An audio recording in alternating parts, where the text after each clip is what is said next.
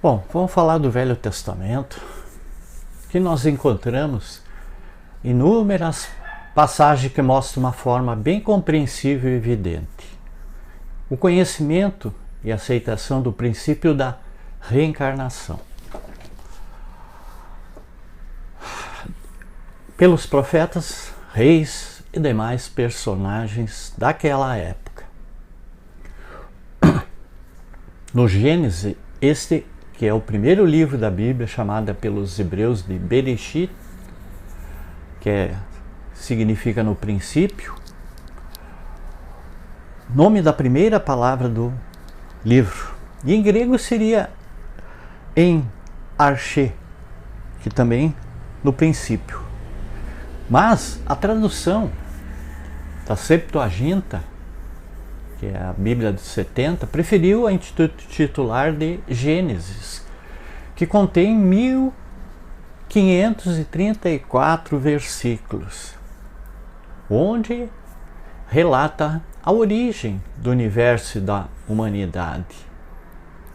E nós vamos ver já no capítulo 1, versículo 2, lê-se que a terra estava informe e vazia. E o Espírito de Deus, que em hebraico é Ruach, pairava sobre as águas. Então se inscreva aqui e vamos lá. Veja o sentido real e completo do versículo. E a terra era um caos, vazia e em trevas. As faces de Deus cobriam os abismos e o Espírito de Deus pairava sobre as águas. No versículo 26 do mesmo capítulo, Deus disse: façamos o homem nossa imagem e semelhança. Chamamos a atenção para o fato de estar o verbo no plural. Em todos os versículos da criação, Deus ordena: haja luz, haja firmamento, haja erva, haja seres vivos, e etc, etc. Todas as ordens estão no singular. No entanto, no momento da criação do homem, Deus usa o verbo no plural. Façamos. Alguns estudiosos da Bíblia afirmam que se trata da relação do único com a totalidade dos humanos. Isto, no entanto, ele está em desacordo com o sentido que é expressado em Gênesis capítulo 11, versículo 7, que nós entendemos aqui Elohims como anjos de Deus enviados para criar o homem. Como sabemos, os anjos são espíritos que atingiram a plenitude do desenvolvimento através de suas diversas reencarnações. Por isso é que afirmaram: façamos o homem nossa imagem e semelhança espiritual. Ninguém jamais viu Deus. Isso está em Jó, lá, capítulo 1. Como poderia o homem ser a imagem e semelhança daquilo que nunca foi visto? No entanto, podemos ser a imagem e semelhança do que foram os anjos que nos criaram. Lá no Gênesis, no capítulo 2, versículo 7, Elohim formou o homem, Adão, do barro, Adamá, no grego, anthropos, e inspiraram-lhe nas narinas a alma.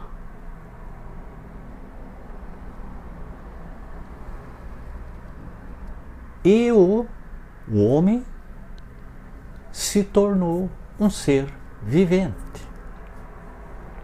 Esta descrição está de pleno acordo com a definição que Kardec dá lá no Livro dos Espíritos, quando afirma que a alma é o ser imaterial individual que reside em nós e sobrevive ao corpo.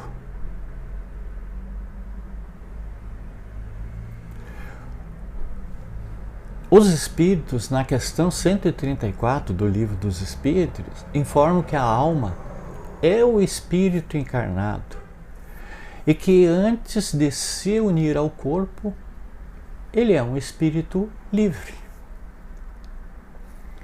Deus, através de seus anjos, toma do seu espírito que pairava sobre as águas. Isso está em Gênesis 1, que nós vimos. E forma o homem, Adão, colocando-lhe a alma, Nefesh, soprando-lhe nas narinas e tornando-o ser vivente, ou seja, espírito encarnado. Texto hebraico, Gênesis 2, 7. E formou Yahvé Deus o homem do pó da terra, soprou em suas narinas um sopro de vida, e o homem se tornou alma, ou ser vivente. A palavra vida em hebraico é plural.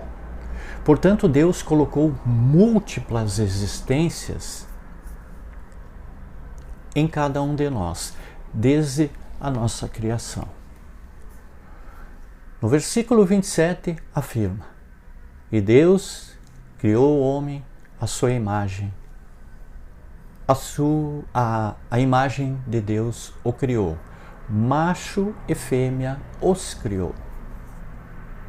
Chamamos atenção para o fato de Deus ter criado um só homem e uma só mulher, estabelecendo a própria criação, o princípio da monogamia e da heterossexualidade. Qualquer desvio neste princípio monogâmico e heterossexual, ela não procede do princípio divino do Criador. Ensina-nos o Midrash que, pelo fato de ter criado Deus um homem só,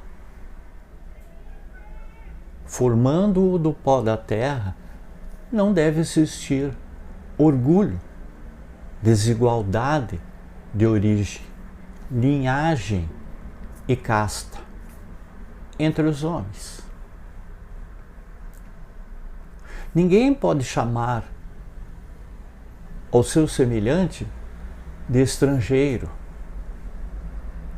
pois ele pertence como ele à mesma origem, ou seja, ao pó da terra. O Rabino Moshe Grilak, ele afirma que Adão cedeu aos seus impulsos e instintos. Ele tornou-se refém de sua imaginação. O jardim do Éden se estilhaçou aos seus pés, pois provar do fruto proibido, ele não correspondeu às suas expectativas. Não lhe forneceu tudo que sua imaginação selvagem lhe havia sugerido. E ele sentiu-se nu e enganado, frustrado, triste e inquieto, do mesmo modo como se sente até hoje, cada um dos seus descendentes, que se atira por completo à tentação dos prazeres e paixões terrenas.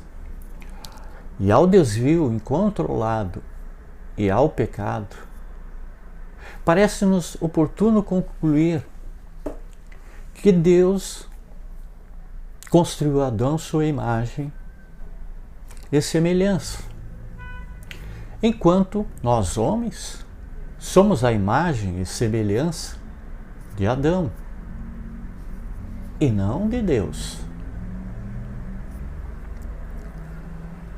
No livro A Gênesis, capítulo 11, item 10, Kardec vai dizer o seguinte, que tendo a matéria de ser objeto do trabalho do espírito para desenvolvimento de suas faculdades, era necessário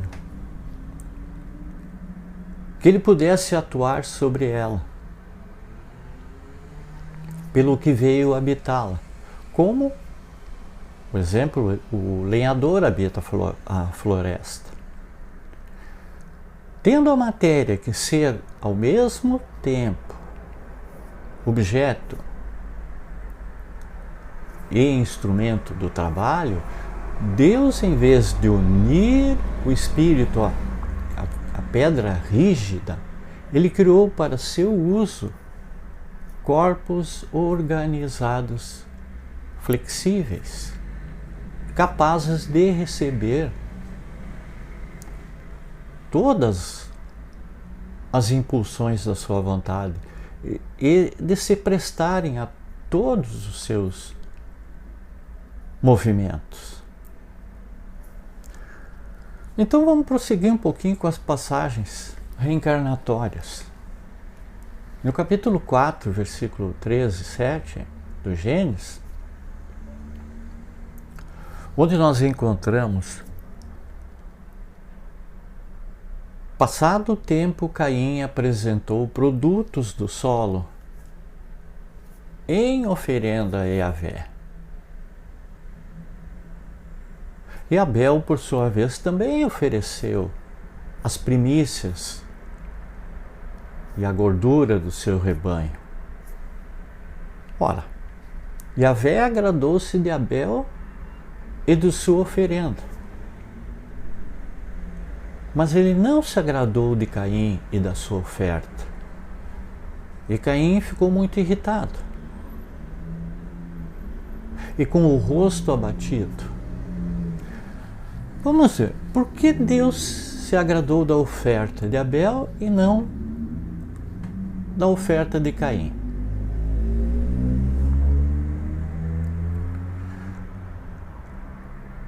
É lógico que Deus conhecia os espíritos de Caim e Abel e também sabia que havia uma diferença de evolução espiritual entre eles. Sabia Deus que Caim tinha débitos do passado e que estes débitos eram fortes. Por isso ele previne Caim com a seguinte observação, lá em Gênesis 4, versículo 6. Por que estás irado? E por que está abatido o teu semblante? Se praticares o bem, sem dúvida alguma, poderás reabilitar-te. Reabilitar-se de quê? Pois, segundo o texto, até aquele momento, Caim não praticara mal algum. Então, nós precisamos entender que, claro que se refere-se Deus às dívidas do passado que Caim possuía. E lá em Gênesis 4, 7, mas se procederes mal, o pecado estará à tua porta, espreitando-te, mas tu deverás dominá-lo. Então Deus procura prevenir Caim para que ele não volte a cair em novos erros. Mas Caim, ele não aceita a advertência e, na sequência, ele justifica a inferioridade do seu espírito matando o próprio irmão. Apesar das advertências de Deus, não há aqui uma preferência de Deus por Abel, mas o conhecimento da vida pregressa de Caim, com todas as suas dívidas que trazia em seu espírito. O escritor de Gênesis procura nesta passagem nos ensinar, na lenda de Caim e Abel, que o princípio da reencarnação. E ainda no Gênesis 4, Deus afirma: portanto, quem matar Caim 7 vezes será vingado. O Rabino Rashi apresenta uma história, uma pesquisa puramente reencarnatória para este versículo. Vamos ver o que ele disse. Quando Deus estava dizendo: eu não quero me vingar de Caim agora, mas ao fim de 7 gerações eu me vingarei dele, porque Lemesh se levantará dentre seus descendentes e o matará. Não existe dúvida que só na 7ª reencarnação é que chegaria a cobrança para Caim.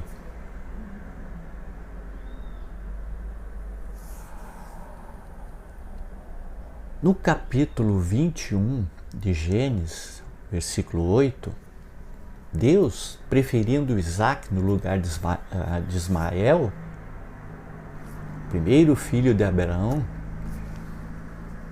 em Gênesis 25, lá no 23, vemos Jacó preferido no lugar de Esaú, o primogênito de Isaac. E em 1 Samuel 16, versículos 6 a 13, Yahvé prefere Davi entre os filhos de Isaí e Lívia. Em Reis 2, Salomão foi preferido por Deus em lugar de seu irmão Adonias, filho de Agit, que era o primogênito de Batsevá, mãe de Salomão. No entanto, existe um direito de primogenitura estabelecido pelo próprio Deus em Deuteronômio 21, do 15 ao 17. Como o próprio Deus iria quebrar este princípio? Só a reencarnação pode explicar essas preferências, uma vez que Deus não pune ninguém. Tudo que recebemos dele é fruto da nossa conquista, através de sucessivas reencarnações. Muita paz, muita luz, gratidão a todos.